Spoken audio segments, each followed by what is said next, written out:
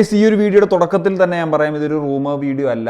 നമുക്കറിയാമല്ലോ, നമ്മുടെ head coach എന്ന് പറയുന്ന ആ ഒരു പൊസിഷൻ വേക്കൻ്റ് ആയിട്ട് കിടക്കുകയാണ്. ഇപ്പോൾ ഇൻ്ററിംഗ് കോച്ചസ് ഉണ്ട്, എങ്കിലും നമുക്കൊരു മുഖ്യ പരിശീലകൻ എന്താണെങ്കിലും വരാനിരിക്കുന്നു. ആ സാഹചര്യത്തിൽ ഒരുപാട് പേരുകളൊക്കെ കേൾക്കുന്നുണ്ട്. അപ്പോൾ അതുമായി ബന്ധപ്പെട്ടിട്ടുള്ള ചില കാര്യങ്ങൾ സംസാരിക്കുക എന്നുള്ളതാണ് ഈ ഒരു വീഡിയോയിലൂടെ ഉദ്ദേശിക്കുന്നത്. ഇനി ഇന്നത്തെ പഞ്ചാബ് ഈസ്റ്റ് ബംഗാൾ മത്സരം ഒരു കിടിലൻ മത്സരമാണെന്ന് അറിഞ്ഞു. പക്ഷേ ഞാൻ പറഞ്ഞു, നമ്മളിപ്പോൾ മറ്റൊരു രാജ്യത്ത് നിൽക്കുമ്പോഴത്തേക്കും ISL മാച്ചസ് കാണാൻ കുറേ കോംപ്ലിക്കേഷൻസ് ഉണ്ട്. KVC മാച്ച് കാണുന്നത് തന്നെ കുറച്ച് ബുദ്ധിമുട്ടി തന്നെയാണ്.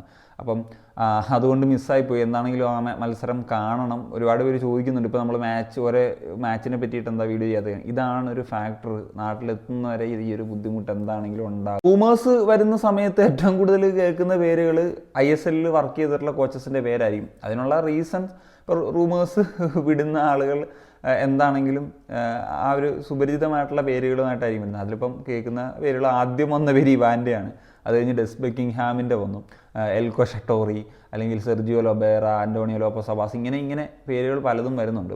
ഇതിലിപ്പം പലരും പറയുന്നൊരു കാര്യമായിരുന്നു ബ്രിങ് ബാക്ക് ഇവാൻ.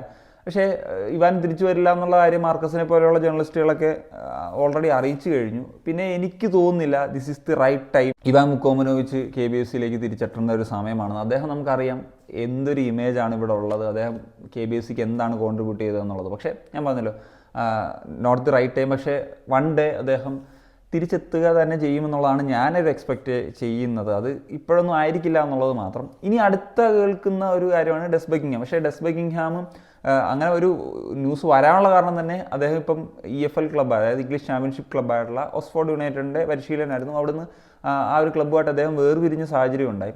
പക്ഷേ ഒരു കാര്യം എന്ന് വെച്ച് കഴിഞ്ഞാൽ അദ്ദേഹത്തിന് മറ്റൊരു ഇംഗ്ലീഷ് ക്ലബ്ബ് തന്നെ കിട്ടിയെന്നുള്ളതാണ് അറിയാൻ സാധിച്ചത്. പിന്നെ അദ്ദേഹം ഇംഗ്ലണ്ടിലെ ടയർ 2 കോച്ചായിട്ട് നിന്നിട്ട് വീണ്ടും അദ്ദേഹം ISLലേക്ക് വരില്ല. അദ്ദേഹം കുറച്ചും കൂടി യങ്ങാണ്, അദ്ദേഹം ഒപ്റ്റിമിസ്റ്റിക് ആയിരിക്കും. ആ ഒരു ലെവലിൽ അദ്ദേഹം ടോപ്പ് ലെവലിൽ പരിശീലിപ്പിക്കുക എന്നുള്ള രീതിയിൽ തന്നെയാണ്. അതുകൊണ്ട് കുറച്ച് നാളത്തേക്കൊന്നും അദ്ദേഹത്തെ ഇന്ത്യയിലേക്കൊന്നും എക്സ്പെക്റ്റ് ചെയ്യേ വേണ്ട എന്നുള്ളതാണ് എനിക്ക് തോന്നുന്നത്. ഇനി എൽക്കോ ഷട്ടോറിയുടെ കാര്യം, അദ്ദേഹം നമുക്ക് വേണ്ടി വർക്ക് ചെയ്തിട്ടുള്ളതാണ്, നോർത്ത് ഈസ്റ്റിൽ വർക്ക് ചെയ്തിട്ടുള്ളതാണ്, ഇന്ത്യൻ ഫുട്ബോളിൽ സുപരിചിതമാണ്. പക്ഷേ അദ്ദേഹത്തെ സംബന്ധിച്ചിടത്തോളം ഒരു പ്രധാന പ്രശ്നം നമ്മൾ മുമ്പും പറഞ്ഞിട്ടുള്ളതാണ്, അദ്ദേഹത്തിൻ്റെ മാനേജിങ് സ്കില്ലിൽ കുറച്ച് ഇഷ്യൂസ് കാര്യങ്ങളൊക്കെ ഉണ്ട്. സോ ഇപ്പോൾ ഇവാൻ്റെ കേസിൽ ഏറ്റവും പ്രധാനമായിട്ട് നമ്മളൊക്കെ സംസാരിച്ച കാര്യമാണ്, അല്ലെങ്കിൽ പല കോച്ചസിൻ്റെയും ഒരു പ്രധാന സ്കില്ല്. ഇപ്പം നഗിൽസ്മാനൊക്കെ തന്നെ മുമ്പ് പറഞ്ഞിട്ടുള്ളത്, നമ്മൾ തന്നെ ഈ ഒരു ചാനലിൽ പറഞ്ഞിട്ടുള്ള കാര്യമാണ്, ടാക്ടിക്സിനേക്കാൾ മാനേജിങ്ങിനാണ് ഏറ്റവും പ്രധാനമായിട്ട് അദ്ദേഹം വില കൊടുക്കുന്നത് എന്നുള്ളത്. സോ അതൊരു പ്രധാനപ്പെട്ട ഫാക്ടറാണ്. അതിൽ അദ്ദേഹം കുറച്ച് പ്രശ്നങ്ങളുണ്ട്, പ്ലെയേഴ്സുമായിട്ട് ഒക്കെ അഡ്ജസ്റ്റ് ചെയ്യാനും ഒക്കെ. എനിക്ക് പേഴ്സണലി തന്നെ ഒരു അനുഭവം ഉണ്ടായിട്ടുണ്ട്. അതായത് പ്ലെയേഴ്സ് വഴി എനിക്ക് മൾട്ടിപ്പിൾ പ്ലെയേഴ്സ് വഴിയൊക്കെ അറിയാനായിട്ട് സാധിച്ചിട്ടുണ്ട് ഈ ഒരു ഇഷ്യൂ ഉണ്ട് എന്നുള്ളത്. പിന്നെ ഇദ്ദേഹം സോഷ്യൽ മീഡിയയിലൊക്കെ കയറി ഫാൻസുമായിട്ട് അങ്ങോട്ടും ഇങ്ങോട്ടും അവരുടെ ചോദ്യത്തിന് റിപ്ലൈ കൊടുത്ത് പ്ലെയേഴ്സിനെ കുറ്റം, അങ്ങനത്തെ പ്രശ്നങ്ങളൊക്കെ ഉണ്ട്. അപ്പം ഒരിക്കലും ഞാൻ ആഗ്രഹിക്കുന്നില്ല, അദ്ദേഹം ഒരു മോശം കോച്ചായതുകൊണ്ടല്ല, ഈ ഒരു കാരണം കൊണ്ട് അതൊരു പ്രശ്നം തന്നെയാണ് എന്നുള്ളതാണ്. ഇനി ഒരു കാര്യം എന്ന് വെച്ച് കഴിഞ്ഞാൽ സെർജിയോ ലൊബേറയുടെ പേര്, അല്ലെ ആൻ്റോണിയോ ലോപ്പസ് അബാസിൻ്റെ പേര്, ഇതിൽ ഡിസ്കസ് ചെയ്യേണ്ട ഒരു കാര്യം എന്താണെങ്കിലും അവർ ജനുവരിയിൽ വരാൻ പോകുന്നില്ല. കാരണം അവർ ഓൾറെഡി ക്ലബ്സുമായിട്ട് കമ്മിറ്റഡ് ആണ്. ഇപ്പം ലൊബേറ ഒഡീഷ FC ആയിട്ടും അതുപോലെ Antonio Lopez Habas I League ക്ലബ്ബായിട്ടുള്ള ഇൻ്റർകാഷി ആയിട്ടും. ഇപ്പോൾ ലൊബേറയുടെ കാര്യം എടുത്തു കഴിഞ്ഞാൽ അദ്ദേഹത്തിന് എനിക്ക് 2026 വരെ ഒരു കോൺട്രാക്റ്റ് ഒഡീഷ ആയിട്ടുണ്ട്. അവിടുന്ന് അദ്ദേഹം വരണമെങ്കിൽ തന്നെ, ഇപ്പം ഞാൻ പറയുന്ന സമ്മറിൽ വരണമെങ്കിൽ തന്നെയും അദ്ദേഹത്തിന് കോമ്പൻസേഷനൊക്കെ കൊടുക്കേണ്ടി വരും. അദ്ദേഹത്തിനല്ല, ഒഡീഷ FCക്ക് കോമ്പൻസേഷനൊക്കെ കൊടുക്കേണ്ടി വരും. പിന്നെ നമുക്കറിയാമല്ലോ, ലൊബേറ എവിടെ പോയാലും കൊണ്ടുപോകുന്ന പ്ലെയേഴ്സ് ഉണ്ട്, അവരെയും കൊണ്ടുവരേണ്ടി വരും. ഞാൻ പറഞ്ഞു വരുന്നത് ഫാളിൻ്റെയും ജാഹുവിൻ്റെയൊക്കെ കാര്യമാണ്, അല്ലെങ്കിൽ ബോമസിൻ്റെ കാര്യം എന്നൊക്കെ പറയാം. അപ്പോൾ ഫാൾ ജാഹുവിൻ്റെ കാര്യം എടുത്തു കഴിഞ്ഞാൽ ഫോൾ ഈ ഡിസംബറിൽ തന്നെ 37 വയസ്സാവും. ജാഹു ഇപ്പോൾ 36 അടുത്തൊരു വർഷം കൂടി കഴിയുമ്പോഴത്തേക്കും അത് +1 ആയിട്ട് കൂട്ടിക്കും.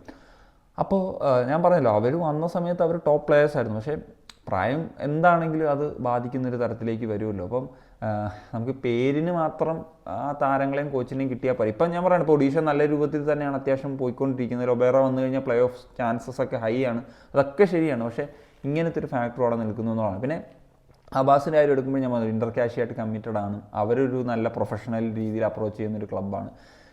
ഇനിയിപ്പം ഈ സീസണിന് ശേഷം അബാസിനെ കൊണ്ടുവരാമെന്ന് വെച്ച് കഴിഞ്ഞാൽ തന്നെയും നമുക്കറിയാം ISL സക്സസ്ഫുൾ ആയിട്ടുള്ള പരിശീലനം തന്നെയാണ്. പക്ഷേ ഒരു ഫാക്റ്റ് എന്ന് വെച്ച് കഴിഞ്ഞാൽ അദ്ദേഹത്തിന് ഡിമാൻഡ് ചെയ്യുന്ന താരങ്ങളെ വേണം, അതിന് കൊടുക്കാൻ പറ്റിയിട്ടുള്ള ഒരു മാനേജ്മെൻ്റ് ആണോ, അതിന് കേപ്പബിൾ ആയിട്ടുള്ളൊരു മാനേജ്മെൻ്റ് ആണോ നമ്മളുടെ എന്നുള്ളത് വളരെയധികം ചിന്തിക്കേണ്ട ഒരു കാര്യമാണ്. സോ അങ്ങനെ കൊടുത്തില്ലെങ്കിൽ ഈ ഒരു ഹവാസ് എന്ന് പറയുന്ന ഒരു കോച്ചിന് സക്സസ്ഫുൾ ആകാൻ കഴിയുമോ എന്നുള്ളത് ചിന്തിക്കേണ്ട ഒരു കാര്യമാണ്. അപ്പോൾ അദ്ദേഹമൊക്കെ വളരെ ഡിമാൻഡിങ് ആണ്, അതനുസരിച്ച് പോകുന്നൊരു മാനേജ്മെൻ്റ് ആണെന്നൊന്നും എനിക്ക് തോന്നുന്നില്ല. ഇതൊക്കെ എൻ്റെ ഒരു പേഴ്സണൽ അഭിപ്രായത്തിൽ ഞാൻ പറയുകയാണെങ്കിൽ ഇതൊക്കെ നിങ്ങൾ കേൾക്കുന്നത് ജസ്റ്റ് നെയിംസ് ആയിരിക്കും. ഇനി വരാൻ പോകുന്നത് നിങ്ങൾ ഒരിക്കലും കേൾക്കാത്ത ഒരു പേരായിരിക്കും എന്നുള്ളതാണ്. പൊതുവെ നമ്മുടെ SD-യുടെ ഭാഗത്തു നിന്ന് അല്ലെങ്കിൽ മാനേജ്മെൻറ്റ് സൈഡിൻ്റെ ഭാഗത്തു നിന്നൊക്കെ സംഭവിക്കുന്നതാണ്. അതായത് നമ്മൾ കേൾക്കാത്തൊരു നെയിം തന്നെ ഇന്ത്യയിൽ സക്സസ്ഫുൾ ആയിട്ടുള്ള അങ്ങനെ എന്നുള്ള ഒരാളായിരിക്കത്തില്ല വരാൻ പോകുന്നത്.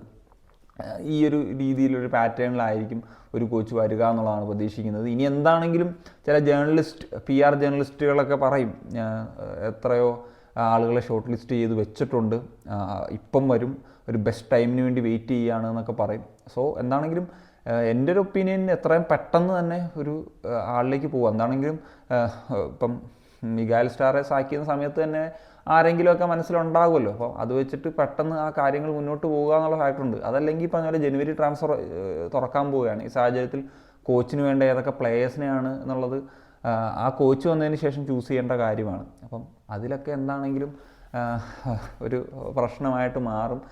എത്രയും പെട്ടെന്ന് ആ കാര്യങ്ങളൊക്കെ ചെയ്യുക എന്നുള്ളതാണ്. പിന്നെ ഏത് കോച്ച് വന്നാലും ഇപ്പം സ്റ്റാറേക്ക് അനുഭവിക്കേണ്ടി വന്നിട്ടുള്ള, അല്ലെങ്കിൽ ഇവാന് കഴിഞ്ഞ സീസണിൽ ഒരു പരിധി കഴിഞ്ഞപ്പോൾ അനുഭവിക്കേണ്ടി വന്നിട്ടുള്ള കാര്യമാണ് പ്ലേയേഴ്സിൻ്റെയൊക്കെ ഒരു പരിമിതി. അപ്പം അത് നികത്താതെ ഇനിയിപ്പം ഏത് വലിയ കോച്ച് വന്നിട്ടും കാര്യമില്ല എന്നുള്ളതാണ്. പിന്നെ ഒരു കാര്യം എന്ന് വെച്ചാൽ ഇപ്പോൾ സ്റ്റാറയുടെ ഒരു കേസിൽ അദ്ദേഹം ഒരു അഗ്രസീവ് ആയിട്ടുള്ളൊരു കോച്ചായിരുന്നു. അപ്പം അതനുസരിച്ചായിരുന്നു ഫീഡ് ചെയ്യപ്പെടേണ്ടത്. പക്ഷേ നമുക്കറിയാമല്ലോ, അദ്ദേഹം വരുന്നതിന് മുമ്പേ ഫോറിൻ പ്ലേയേഴ്സിൽ 3 പേരുടെ സൈനിങ്സൊക്കെ തീരുമാനമായി കഴിഞ്ഞിരുന്നു. അതുപോലെ ഇന്ത്യൻ പ്ലേയേഴ്സിനെ അതനുസരിച്ചിട്ടൊന്നും കൊടുത്തില്ല. പക്ഷേ നമുക്കറിയാം, അദ്ദേഹത്തിനായി ഒരു പറഞ്ഞ പോലെ അഗ്രസീവ് ഫുട്ബോൾ കളിക്കാൻ അല്ലെങ്കിൽ ഹൈ ലൈൻ ഡിഫൻസ് കളിക്കാൻ പറ്റിയിട്ടുള്ള ടീമായിരുന്നില്ല. അപ്പം ഇനി കൊണ്ടുവരുമ്പോഴത്തേക്കും അതിന് പറ്റിയിട്ടുള്ളൊരു ഇപ്പോൾ ഉള്ളൊരു സ്കോഡുമായിട്ട് ചെയ്യുന്ന രീതിയിലുള്ള ഒരു കോച്ചിനെയും കൊണ്ടുവന്നു കഴിഞ്ഞാൽ ഇതിനേക്കാളൊരു ബെറ്റർ ആയിട്ടുള്ള എന്തെങ്കിലും നേടാൻ പറ്റും. പക്ഷേ ദാറ്റ്സ് നോട്ട് എനഫ്. പ്ലേയേഴ്സിനെ ഫീഡ് ചെയ്യുക എന്നുള്ള ഒരു ഫാക്ടർ നമ്മുടെ ഈ ഒരു സ്കോഡിന് ഇപ്പോൾ നേരിടുന്നുണ്ട്. അതും മനസ്സിലാക്കേണ്ട ഒരു ഫാക്ടറാണ് എന്നുള്ളതാണ്. So that's it guys. അപ്പോൾ നിങ്ങളുടെ ഒപ്പീനിയൻസ് ജർമ്മൻ സിനിയ.